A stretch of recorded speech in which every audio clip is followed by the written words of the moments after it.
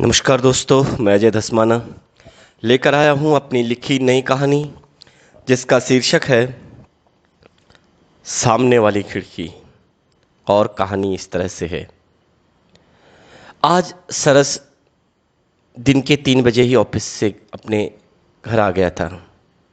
नोएडा के sector number 13 में कामनी कुंज नामक सोसाइटी में सेकंड फ्लोर में फ्लैट नंबर 16 में सरस अकेला ही रहता है। 2 वर्ष पूर्व ही उसका यूपी पीसीएस से चयन हुआ और वह गाजियाबाद जिले का सहायक जिला सूचना अधिकारी के पद पर कार्यरत है। आज उसे हल्का सा सिरदर्द हो रहा था। जून का महीना और दिल्ली नोएडा की गर्मी। वह अपने बेडरूम में गया और उसने एसी चलाया और बेड पर लेट गया। उसकी पलकें भारी हो रही थी। उसने आंखें मूंदी और कुछ ही देर में उसे गहरी नींद आ गई। उसे सोते हुए शाम के ठीक 7 बज गए थे। सरस के घर में काम करने वाले लड़के दीपू ने उसके फ्लैट की डोरबेल बजाई। सरस गहरी नींद में था। लगभग 5 मिनट तक लगातार डोरबेल बजी। तब जाकर सरस की नींद खुली। वह अपने बेड से उठा और हल्के हल्के कदमों से वह दरवाजे की तरफ गया। फिर उसने दरवाज़ा खोला तो सामने दीपू था। दीपू ने सरस से कहा, गुड इवनिंग सर। और सरस ने दीपू की तरफ मुस्कुराते हुए देखा और बोला, आओ दीपू, कब से खड़े हो? अरे आज तेज सिरदर्द हो रहा था, इसलिए ऑफिस से जल्दी आकर लेट गया। सरस की बात सुनकर दीपू सरस से बोला, सर मसाला वाली नींबू चाय बना दूं? और सरस ने दीपू से कहा, ठीक है बना दे दीपू। और सरस वॉशरूम गया और फ्रेश होने के बाद वो लॉबी में बैठकर मोबाइल चलाने लगा। तब तक दीपू मसाला नींबू चाय लेकर आया और उसने कप डाइनिंग टेबल पर रख दिया। सरस ने मोबाइल डाइनिंग टेबल पर रखा और वह चाय का कप उठाकर बालकनी में चला गया। शाम ढलने लगी थी। अंधेरा धीरे धीरे छा रहा था। सरस बालकनी में रखी कुर्सी में बैठकर धीरे धीरे नींबू चाय पी रहा था। फ्लैट से लगी सड़क पर स्ट्रीट लाइट जल गई थी। सड़क में लोग टहल रहे थे। हर इंसान अपने आप में व्यस्त दिख रहा था। नींबू चाय पीते पीते अचानक सरस की नज़र उसके फ्लैट के सामने के फ्लैट नंबर 30 पर पड़ी। सरस को आज फ्लैट नंबर 30 में इंसानों की हलचल दिखाई दी और वहाँ बिजली की रोशनी की जगमगाहट थी। 1 साल हो गया था सरस को इस सोसाइटी में रहते हुए। तब से उसने फ्लैट नंबर 30 में कभी भी रात को बिजली जलती हुई नहीं देखी और नहीं उसने कभी वहाँ किसी इंसान की हलचल देखी। सरस ने चाय पीकर कप बालकनी में रखे स्टूल में रख दिया। तभी दीपू बालकनी में आया और सरस से बोला, सर जी डिनर में क्या सब्जी बनाऊं? सरस के विचारों का क्रम टूटा और उसने दीपू की तरफ देखते हुए कहा, भिंडी की सब्जी और दाल बना दे दीपू। फिर सरस फ्लैट नंबर 30 की तरफ देखने लगा। दीपू की नज़र भी उस तरफ पड़ी। उसके मुंह से अचानक निकला, फ्लैट नंबर 30? ओह, तो आखिर इस फ्लैट में कोई आ ही गया रहने। सरस ने दीपू की तरफ आश्चर्य से देखते हुए कहा, क्या मतलब आ गया रहने को? ये क्या कह रहा है तू दीपू? दीपू ने लंबी सांस खींचते हुए कहा, सर फ्लैट नंबर 30 से एक अपशगुन जुड़ा है। दीपू ने अपनी बात पूरी भी नहीं की थी कि सरस ने दीपू से उत्सुकतावश पूछा, कैसा अपशगुन दीपू? दीपू ने अपनी बात को पूरा करते हुए कहा, सर इस फ्लैट में आज से 3 साल पहले एक लड़की ने सुसाइड कर लिया था। तब से जो भी इस फ्लैट में रहने आता है उसे उस लड़की की आत्मा परेशान करती है। बताते वहाँ पर अजीब सी हरकतें होती रहती हैं। सरस एकटक दीपू की बातें सुन रहा था। अपनी बात समाप्त कर दीपू किचन की तरफ चला गया। सरस कुछ देर तक फ्लैट नंबर 30 की तरफ देखता रहा। फिर वह अपनी कुर्सी से उठकर लिविंग रूम में सोफे पर लेट गया और मोबाइल चलाने लगा। उसने फेसबुक खोला। उसे एक लड़की की फ्रेंड रिक्वेस्ट आई थी। लड़की का नाम था सुगंधा सिंह। सरस ने उसका प्रोफाइल चेक किया। सुगंधा के प्रोफाइल में उसके बारे में योग शिक्षिका व शास्त्रीय नृत्यांगना व गायिका लिखा था। उसने सुगंधा की फ़ोटो सर्च की। उसकी योग सिखाते फ़ोटो के साथ ही शास्त्रीय नृत्य करती फ़ोटो भी थी। सरस ने सुगंधा की फ्रेंड रिक्वेस्ट एक्सेप्ट कर दी। तभी उसके फेसबुक मैसेंजर पर सुगंधा का मैसेज आया। सुगंधा ने लिखा था, thank you friend request accept करने के लिए। इधर सरस ने मैसेज टाइप किया, स्वागत है आपका, क्या आप मुझे पहले से जानती हैं? उधर से सुगंधा ने रिप्लाई किया, नहीं। इधर से सरस ने मैसेज किया, फिर? शायद सरस ये कहना चाह रहा था कि जब जान पहचान नहीं है तो फिर मित्रता अनुरोध क्यों भेजा? और सुगंधा ने रिप्लाई किया, फिर क्या? फेसबुक में दोस्त बनाने के लिए पहले से जान पहचान जरूरी है क्या? इधर से सरस ने मैसेज लिखा, नहीं ऐसा नहीं है। दरअसल लड़कियां रिजर्व नेचर की होती हैं। वो लड़कों से सीधे मुंह तो बात करती नहीं, फिर बिना जान पहचान के फेसबुक फ्रेंड रिक्वेस्ट, ये तो मुश्किल से ही होता है ना। फिर आपकी फ़ोटो को देखकर तो लग रहा है कि आप बेहद खूबसूरत हो।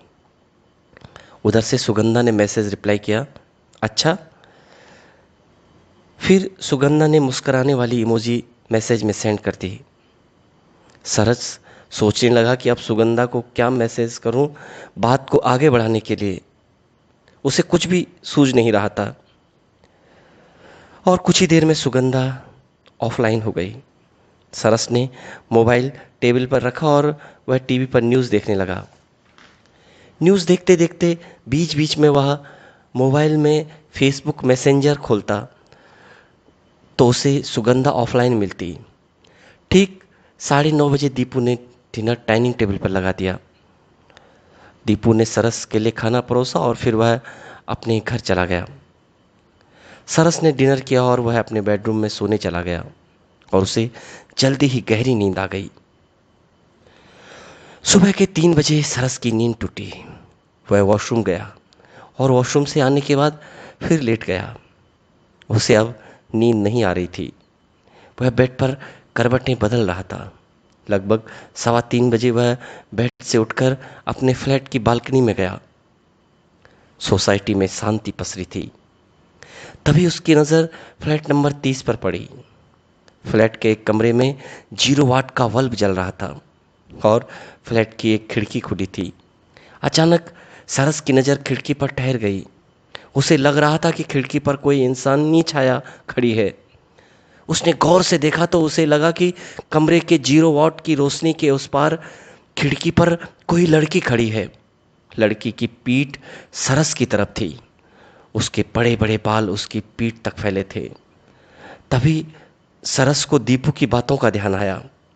सरस के शरीर में झुरझुरी होने लगी। एक क्षण के लिए सरस ने अपनी पलकें बंद की। फिर जैसे ही उसने अपनी पलकें खोली और उसने फ्लैट नंबर 30 की खुली खिड़की की तरफ देखा तो वो लड़की खिड़की से गायब थी। वहां कमरे में अब भी 0 वाट का बल्ब जल रहा था। सरस के चेहरे पर पसीने की बूंदें छलकने लगी। उसके हृदय की धड़कनें तेज तेज चल रही थी। वह हड़बड़ाते हुए बालकनी से अपने बेडरूम में जाकर बेड पर लेट गया। उसने अपनी पलकें बंद कर सोने की कोशिश की पर उसे नींद नहीं आ रही थी। लगभग आधा घंटे तक वह बेड पर करवटें बदलता रहा। ठीक 4 बजे वह अपने बेड से उतरा और डरते डरते बेडरूम से बाहर आकर बालकनी की तरफ गया। उसने एक आंख बंद कर फ्लैट नंबर 30 की तरफ देखा तो वहां कमरे में जल रहा 0 वाट का बल्ब बंद हो गया था। खिड़की भी बंद हो चुकी थी।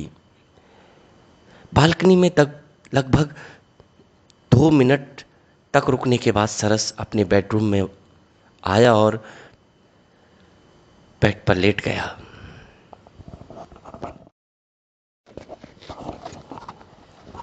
उसकी पलकें भारी हो रही थी। उसने पलकें बंद की और थोड़ी ही देर में उसे नींद आ गई। वह सुबह 8 बजे सोकर उठा। तब तक दीपू भी आ चुका था। दीपू ने सरस के लिए चाय बनाई। सरस ने चाय पी। उसने मोबाइल पर फेसबुक मैसेंजर खोला। उसने सुगंधा का प्रोफाइल देखा। सुगंधा ऑफलाइन थी। उसने मोबाइल चार्ज के लिए लगा दिया और वह अपने ऑफिस जाने की तैयारी करने लगा। नाश्ता करने के बाद उसने पार्किंग से अपनी कार निकाली और वह ठीक 9 बजे अपने ऑफिस के लिए निकल गया। ठीक 9:50 पर वह ऑफिस पहुंचा। वह अपने कैबिन में अपनी सीट पर बैठकर टेबल पर रखी फाइलें टटोलने लगा। कुछ देर तक फाइल टटोलने के बाद उसने मोबाइल में फेसबुक चलाया। उसने फेसबुक मैसेंजर खोला। सुगंधा ऑनलाइन थी। तभी सुगंधा ने एक वीडियो सरस को सेंड किया। सरस ने वीडियो अपलोड किया और देखा तो वह वीडियो सुगंधा का योग क्लास का था। इसमें सुगंधा एक बड़े से हॉल में लोगों को योग सिखा रही थी। 3 मिनट के इस वीडियो में सुगंधा एक निपुण योग शिक्षिका की तरह लोगों को योग सिखा रही थी। वीडियो देखने के बाद सरस ने सुगंधा को मैसेज टाइप करके लिखा, नाइस, और सुगंधा ने रिप्लाई किया, थैंक्स। फिर सरस ने मैसेज किया, आप निपुण योग शिक्षिका हैं, स्वस्थ जीवन के लिए योग आवश्यक है। और सुगंधा ने मैसेज किया, जी बिल्कुल, स्वस्थ जीवन के लिए योग बहुत ज़रूरी है। फिर सरस ने कुछ सोचते हुए सुगंधा को मैसेज लिखा, लग रहा है आपकी सुंदरता का राज योग में छुपा है। और सुगंधा ने रिप्लाई किया, हा हा हा हा, अच्छा, आपको ऐसा लगता है। फिर सरस ने मैसेज किया, कहाँ हूँ अभी। सुगंधा ने रिप्लाई किया, स्कूल में हूँ। सरस ने मैसेज में पूछा, स्कूल में। सुगंधा ने रिप्लाई किया, मैं एक सरकारी स्कूल में संगीत शिक्षिका भी हूँ। और सरस ने मैसेज में लिखा, ओह, प्रतिभाओं की धनी। जवाब में स्माइली वाली इमोजी रिप्लाई की सुगंधा ने। और फिर सुगंधा ने ओके बाय लिखा और वह ऑफलाइन हो गई। सरस भी अपने ऑफिस के कार्यों को पूरा करने में जुट गया और शाम को ऑफिस से छुट्टी के बाद वह अपने फ्लैट पर पहुंचा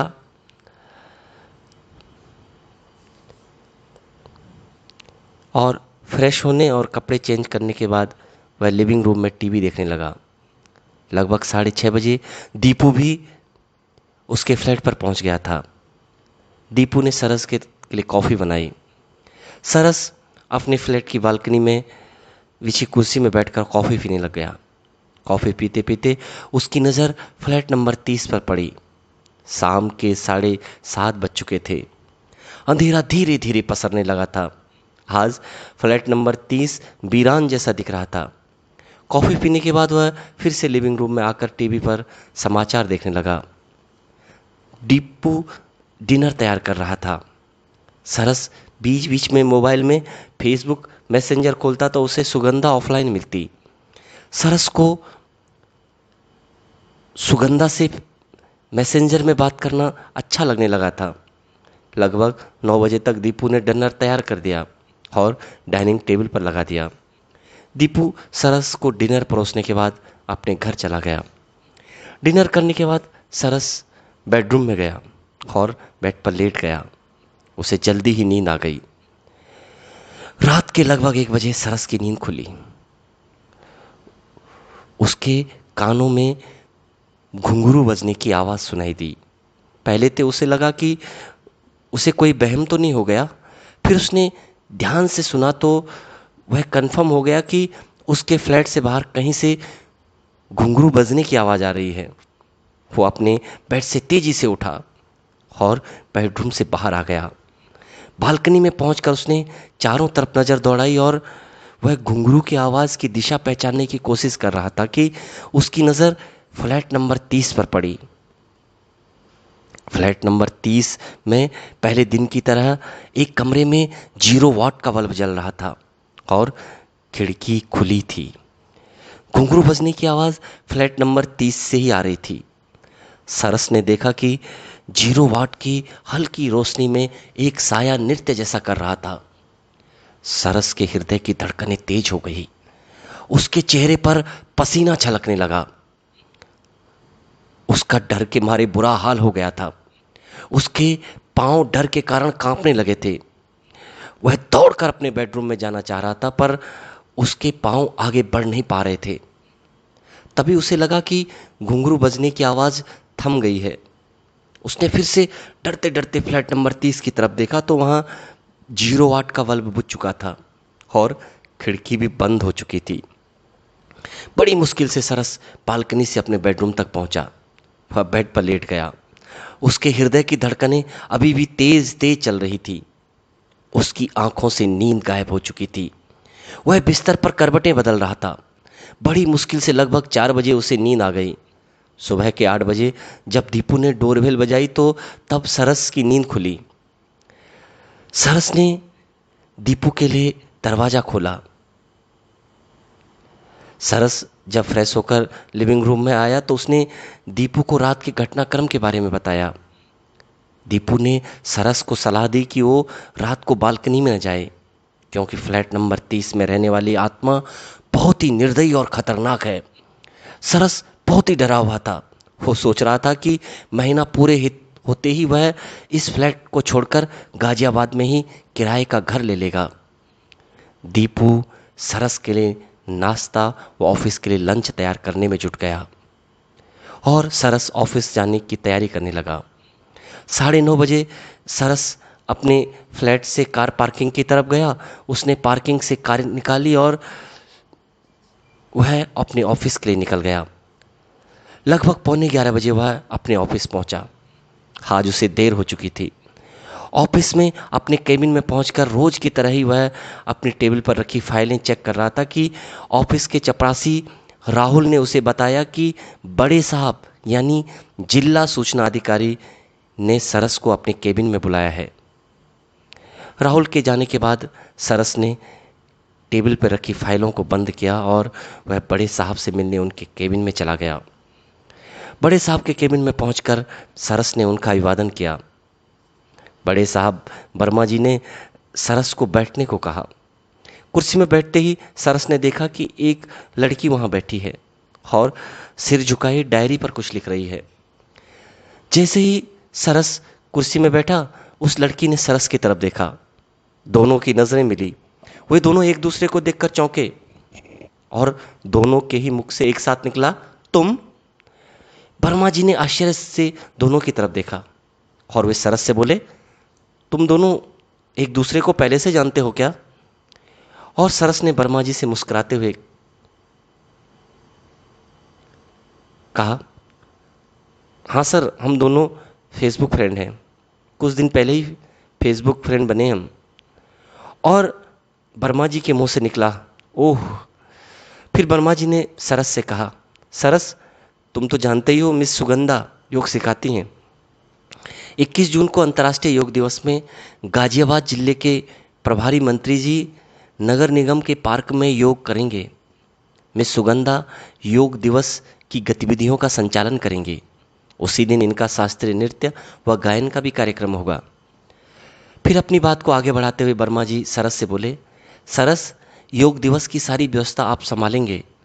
फिर सुगंधा की तरफ मुड़ते हुए वर्मा जी ने कहा, मिस सुगंधा, आप सहायक सूचना अधिकारी मिस्टर सरस के केबिन में जाकर उनसे योग दिवस के कार्यक्रम की रूपरेखा बनाकर मुझे बताओ।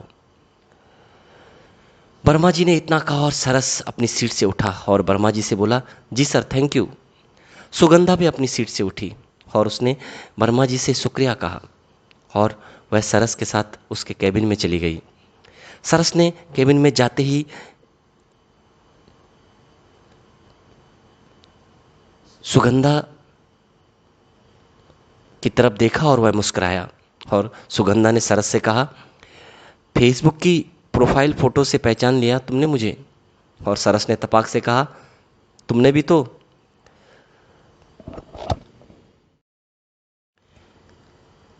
तभी सरस ने सुगंधा की तरफ देखते हुए कहा, पर जो बात तुम में है तुम्हारी तस्वीर में नहीं है।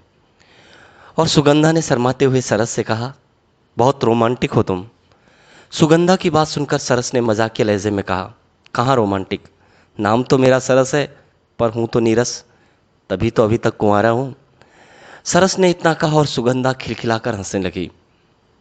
सरस सुगंधा को गौर से देखने लगा।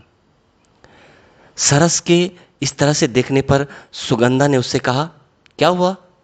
और सरस ने मुस्कुराते हुए सुगंधा से कहा, तुम्हारी खिलखिलाहट में गजब की खनक है, तन मन रोमांचित हो जाता है। सरस की बात के जवाब में सुगंधा ने कहा, कहाँ खनक, मैं भी तो नीरस हूं, तभी तो अब तक कुंवारी हूं। और फिर दोनों ठाके लगाकर हंसने लगे। सुगंधा से मुलाकात के बाद सरस रात की बात को भूल सा गया था। लगभग 2 घंटे तक वह दोनों योग दिवस के कार्यक्रम की रूपरेखा बनाते रहे। फिर कार्यक्रम की रूपरेखा उन दोनों ने वर्मा जी को दिखाई। वर्मा जी ने भी अपने कुछ सुझाव दिए। सुगंधा ने सरस व वर्मा जी से यह कहकर विदा ली कि वह 1-2 दिन में कार्यक्रम की अंतिम रूपरेखा बना देगी। सुगंधा के जाने के बाद सरस अपने केबिन में आया। उसने मोबाइल पर फेसबुक खोला और सुगंधा का प्रोफाइल सर्च किया। वह फेसबुक में सुगंधा की फोटो देखने लगा। शाम के 6:30 बजे वह ऑफिस से अपने फ्लैट पर पहुंचा। फ्रेश होने के बाद वह अपने बेड पर लेट गया। अगले दिन रविवार था। बेड पर लेटे लेटे उसने मोबाइल में फेसबुक मैसेंजर खोला। सुगंधा ऑफलाइन थी। सरस यूट्यूब में वीडियो देखने लगा। तब तक दीपू भी पहुंच चुका था। दीपू ने सरस के लिए कॉफ़ी बनाई। सरस लिविंग रूम में आकर कॉफ़ी पीते हुए टीवी देख रहा था। आज वह बालकनी में नहीं गया। 8:30 बजे दीपू ने डाइनिंग टेबल पर डिनर लगा दिया था। सरस ने डिनर किया और लगभग 9:30 बजे वह बेडरूम में जाकर लेट गया। उसे गहरी नींद आ गई। उसकी नींद सुबह के 6 बजे खुली। आज रविवार था। दीपू ने 7 बजे ही आकर सरस के कपड़े धोने के लिए वॉशिंग मशीन चला दी और फिर दीपू फ्लैट की सफाई में लग गया। सरस भी छोटे मोटे काम कर रहा था। सुगंधा से मिलने के बाद सरस बड़ा खुश था। लंच करने के बाद वह और दीपू अपने घर के सामान खरीदने के लिए बाजार गए। शाम के 7 बजे वे दोनों बाजार से वापस फ्लैट में पहुंचे। दीपू किचन में सरस के लिए कॉफ़ी बनाने लगा और सरस अपनी बालकनी में बैठकर मोबाइल चलाने लगा। उसने फिर से फेसबुक मैसेंजर खोला। सुगंधा ऑनलाइन थी। सरस ने सुगंधा को मैसेज किया, हाय। उधर से कोई जवाब नहीं आया। तभी कुछ देर बाद सरस को लगा कि कोई उसे पुकार रहा है। उसे पहले तो भ्रम हुआ, फिर उसे सरस सरस की आवाज़ सुनाई दी। उसने मोबाइल टेबल पर रखा और वह कुर्सी से उठा और इधर उधर देखने लगा। तभी उसकी नज़र फ्लैट नंबर 30 पर गई। वहाँ खिड़की खुली थी। एक लड़की बार बार हाथ से इशारा कर सरस सरस कह रही थी। सरस ने गौर से उस तरफ देखा तो उसके मुंह से जोर से निकला, तुम, और वह लड़खड़ाया। उसे सहसा विश्वास ही नहीं हो रहा था कि वो क्या देख रहा है। उसने अपने आप को संभालते हुए उस लड़की से कहा, सुगंधा, तुम यहाँ रहती हो? और लड़की ने कहा, हाँ, अभी 4 दिन ही तो है यहाँ आए हुए। फिर सुगंधा ने सरस से कहा, नीचे सड़क पर आओ, टहलते हैं थोड़ा। सरस की जान पर जान आई। वह सुगंधा से मिलने सड़क पर गया। सुगंधा उससे पहले ही सड़क पर पहुंच गई थी। सरस मजाकिया लहजे में सुगंधा के पैर देखने लगा। सरस को अपने पैरों की तरफ देखने पर सुगंधा ने उससे कहा, क्या हुआ? और सरस ने हंसते हुए कहा, देख रहा हूं तुम्हारे पैर भूत की तरह उल्टे तो नहीं हैं। सरस की बात सुनकर सुगंधा ने मुंह बनाते हुए कहा, क्या क्या कह रहे हो तुम? फिर सरस ने सुगंधा से कहा, हाँ यार, पिछली 3 रातों से डरा कर रखा है तुमने। कभी 3 बजे 0 वाट का बल्ब जलाकर जुल्फों को खुला छोड़कर खिड़की पर खड़ी हो जाती हो, कभी रात के 1 बजे घुंघरू बजाने लगती हो। जैसे ही सरस ने अपनी बात खत्म की, सुगंधा खिलखिलाकर हंसने लगी और वो बोली, अरे उस दिन 3 बजे? अरे हाँ, उस दिन मेरी बहन बंगलुरु से दिल्ली आई थी। वो 2:30 बजे मेरे फ्लैट में पहुंची। और रही 1 बजे की बात, तो उस दिन मुझे नींद नहीं आ रही थी, इसलिए मैं अंतर्राष्ट्रीय योग दिवस की तैयारी करने के लिए शास्त्रीय नृत्य करने लगी। और तभी सरस के मुंह से निकला, ओह। फिर वो सुगंधा से बोला, तुम्हें उस फ्लैट के बारे में तो पता है ना, वहां एक लड़की की आत्मा भटकती है। सुगंधा ने सरस की बात सुनकर खिलखिलाते हुए कहा, हाँ पता है मुझे, पर मैं इन बातों पर यकीन नहीं करती। लगभग 10 मिनट तक वे लोग सड़क में टहलने, उसके बाद वे अपने अपने फ्लैट में वापस पहुंच गए। अपने फ्लैट में पहुंचकर सरस बड़ा खुश था। वह एक रोमांटिक गीत गुनगुना रहा था। किचन में खाना बना रहा दीपू सरस के अचानक बदले व्यवहार से आश्चर्यचकित था। डिनर करने के बाद सरस अपने बेडरूम में जाकर लेट गया। उसने अपने पलकें बंद की और उसे गहरी नींद आ गई। सुबह 6 बजे उसकी नींद खुली। वह बेड से उतरकर सीधे बालकनी में गया। उसने फ्लैट नंबर 30 की तरफ नजर दौड़ाई। फ्लैट की खिड़की खुली थी, पर वहां पर अभी कोई नहीं था।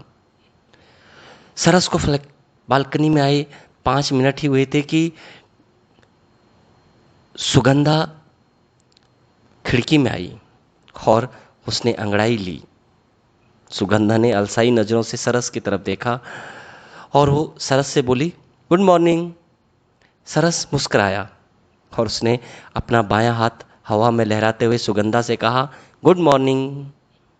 और इस तरह से एक प्रेम कहानी धीरे धीरे परवान चढ़ रही थी। दोस्तों, ये कहानी समाप्त होती है। कहानी सुनने के लिए बहुत बहुत धन्यवाद।